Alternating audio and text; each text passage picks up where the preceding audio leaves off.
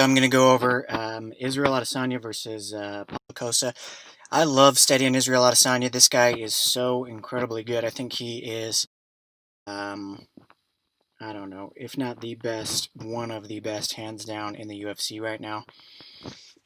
One thing I noticed real quick that I wanted to talk about is see how he turns his toes up at the end of his kick. I've noticed that in a lot of his fights he does that. A lot of people pivot. You'll see. I'll point out later what Paulo Costa does, and that's what most fighters do. But when he throws his kicks, so he doesn't turn his heel towards his opponent like most people are taught to do, to pivot all the way through your kicks, and he doesn't swing his leg like a baseball bat all the way through. He kind of chops it in where he's aiming and then turns his toes up once he either hits the target or passes through the target. It's an interesting technique, and I don't know. Again, because I like copycatting people that are, obviously what he does works. So I was trying it on the bag this morning, kind of turning my toes up at the end of my kicks, and I don't know. It seems like it might actually be a way to just have a little bit more control over your kicks, so you're not swinging your leg all the way through. I kind of like it. I don't know if I'm gonna steal that from him or not yet. I'm gonna work with it a little bit more. Um, so that was the first thing I wanted to point out. The second thing I wanted to point out. So look at when Paulo throws a kick. Israel does not just accept the kick. He doesn't just eat a kick or step back. He's always looking to. So here he steps in and tries to land his own jab on Costa as he's throwing that kick. So as he's stepping in, as he's moving that leg in, see how he picks that leg up and steps it in. Now the kick is landing on his butt, the large glute muscle, and it's not going to hurt as much as if it were to land on the IT band. And the power range in that kick is such that it's not even at the most powerful point in the kick. It just kind of slides up his leg, doesn't do a lot of damage. Beautiful tactic by Israel Adesanya there. So another thing that I noticed throughout this fight, he throws a lot of feints, always moving. He's the first one to break a sweat, even though Paulo's the larger man. And I think that's what allows him to just be so good. I mean, obviously he has a great arsenal. He's got great techniques and tactics and so on and so forth. But what allows him to be so good with those techniques and tactics is how good his strength and conditioning is. And maybe not even strength, I should say, just his conditioning. He can trust his cardio to push hard the entire fight. Whereas I feel like Paulo came out a little bit slower than he normally does, trying to conserve energy for a 5-round fight, and because of that, he just never made it all the way to the end of the fight. And then that calf kick right there, that's deadly. I posted a video just a couple days ago. I got hit with a calf kick in sparring, and that was the first time I was hit with a calf kick without a shin pad, and it made me limp only for a couple days, but it's much different the way that the pain sets in for a calf kick as opposed to a leg kick, like up on the IT band or on the outside of the quad. The pain from the calf kick is much more instantaneous, and it's hard to explain. It's much more painful to walk around on than a bruised leg. As I said in my last video, I'd relate being kicked in the quad or the hamstring. I'd relate that to having a really sore legs after a hard leg day versus being kicked in the calf to just like it just feels like straight up blunt force trauma, like somebody like took a baseball bat to your leg basically. Again, just man, just so good. See how he's in, he's out, he's shuffling side to side. When he backs up, when he moves in, when he's playing, when he's feinting, he's always moving side to side, always trying to find a good angle. He's just so good at that. And then look again, so Paulo, one of the few techniques he tried to land in the fight, throws that body kick, and look what Israel's doing. He's trying to catch that body kick, moves his hips back and goes to scoop that body kick once he sees it's coming to the body, and he's looking to catch and counter, as opposed to what Costa does. Costa just eats the leg kicks, just tries to be the tougher man, and Israel is always looking to win, basically from every position, looking to catch and counter, moving again, feinting, moving in and out. Again, look at this footwork. So he's open stance, moving side to side, bouncing left and right, left and right. Boom. Feinting, feinting, feinting. Always making Costa think. Always making him think. And Costa just plodding forward. And now see the advantage of this with all this fancy footwork, it disguises when he's hopping forward, back, side to side. It disguises when a kick or a punch is coming because he's constantly in motion. Whereas with Costa, he's like plodding forward, step, step, step, and then he can Israel can easily see this body kick coming because Costa has that motion. And look at the so Costa goes from no motion at all to watch what his hands do when he throws his kick. See how his right hand comes way up high and his left hand comes really wide. He's just telegraphing that kick with every inch of his body and not even setting it up. Whereas with Adesanya, you see how he's constantly moving with his hands and his feet. His hands are wide, his feet are wide, moving side to side, in and out. When he's constantly moving like that, even if he were to do a big motion like Costa does right here, it would be masked a lot better because he's constantly in motion. Anyway, so Adesanya grabs that kick and looks to counter. Just wanted to highlight again that Adesanya is always looking to counter off of Costa's kicks. Here's the first time we see him go with that lead leg head kick to Costa, and that's what ends up setting up the finishing strikes for the fight. That's the thing that opens him up later on in the fight. So he misses with that kick. Costa does well with blocking. He goes high. Just one hand, though. Notice how Costa's only blocking with one hand on that side with the fingertips high, and that's actually where Adesanya ends up hitting him later on in the fight, is just getting right over those fingertips and hitting the side of his forehead. And then another thing I wanted to highlight was his stance switches again. So see how he's stepping forward, always making Costa think about the different stances. So he's in southpaw now, steps forward, stepping into to left leg forward, so that's orthodox. Always moving side to side, feinting, constant motion. And then another thing I noticed with Adesanya is he lands a lot of his kicks with his toes. People usually only land with their shins, but he doesn't seem to mind landing kicks on legs with just the toes. I think that's just because he has such good timing. Or maybe that's an accidental thing. Maybe he doesn't mean to do that, and it just ends up that way sometimes. But he seems to bear it well. Some people don't have well-conditioned feet, and when they land a kick like that, it'll hyperextend their ankles. So again, just goes to show that Adesanya is well prepared. He's conditioned his body to just be an effective machine when it comes to striking pretty much in every department. So again, he feints that head kick there, that lead leg head kick, and again, that's what ends up getting Costa later on, so keep an eye on that. Costa comes in with this wild hook. Look at his arm is fully extended. There's no bend there. Again, all of Costa's movements were highly telegraphed in this fight. And again, because of his style in this fight, it was plodding forward, and anytime he wanted to strike, he would set his feet, and it was clear that he was about to strike. So let's keep looking forward. What's the next thing here? Oh, I like this question mark kick. Again, this is something I stole from Israel Adesanya. I used the question mark kick before, obviously, but the way he sets it up, I like how he does a vertical knee raise with knee feints and switching stances and so on and so forth to set up this question mark kick here. That I don't think it quite lands. I think it just barely goes by. Yeah. Doesn't quite land, but again, you see him start to headhunt with those kicks just a little bit, trying to get a read off of Costa as to what Costa is going to do to defend. And now notice this next technique. See how he's got another vertical knee raise right there.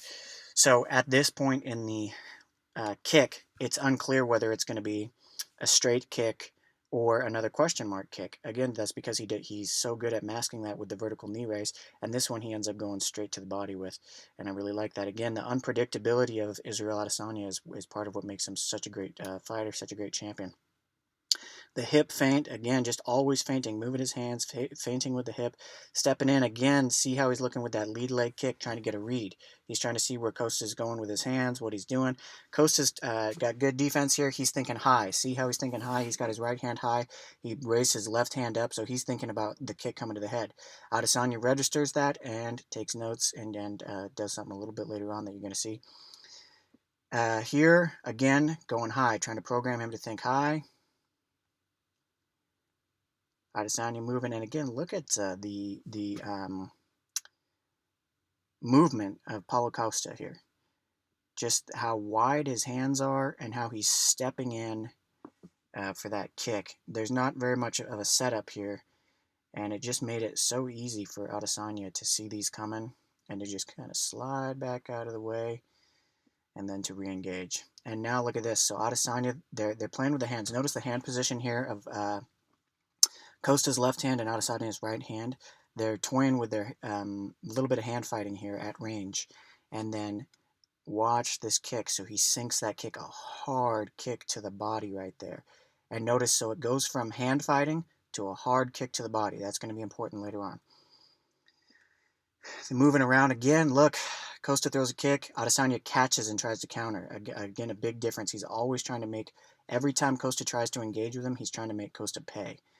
He's trying to make him pay for coming in, trying to make him pay for kicking, and then he does a couple of hard explosive punches here, and then comes back out to the middle, and I like how he's still constantly feigning, but if you watch him, he does a big deep breath in, and then a long exhale out through his nose. So he probably expended a lot of energy right there with those explosive punches, but he's just so good at recovering and moving at the same time. Big deep breath in, long exhale out the nose, staying in the fight, always ready. Again, Costa heavily telegraphing that kick right there. And now this is what I was talking about earlier. So a lot of guys, when they throw their kicks, they'll spin through. So see how Costa spins all the way through because he doesn't turn his toes up. He keeps his toes, let me think about this. That would be like his toes kind of parallel to the ground, I guess. Whereas Adesanya turns his toes up and goes kind of perpendicular, which allows him to not spin all the way through and put him out of position and off balance like this at the end of the technique. Yeah, so I just wanted to point that out real quick. That's one difference. Again, another thing that Adesanya does really well. Just another of the 500 things that make him such a good striker. Head feint. So man, I just love how this guy feints. So he's feinting with his hands, constantly changing positions too. He doesn't keep his hands in one spot. So he's feinting with his hands. He's moving his feet. He's stepping. Notice how he's moving that right leg to the side, stepping to the side, stepping to the side, trying to find an angle. He picks that foot up, feinting and head feint. See how he drops his head down to feint. And then as soon as Costa thinks, he steps back, he thinks, oh, it's just a feint, and then Costa starts to step back in. As soon as Costa plants that leg, look at this, boom, blast that hard leg kick back in there. It's just beautiful. And then see how he lands his shin.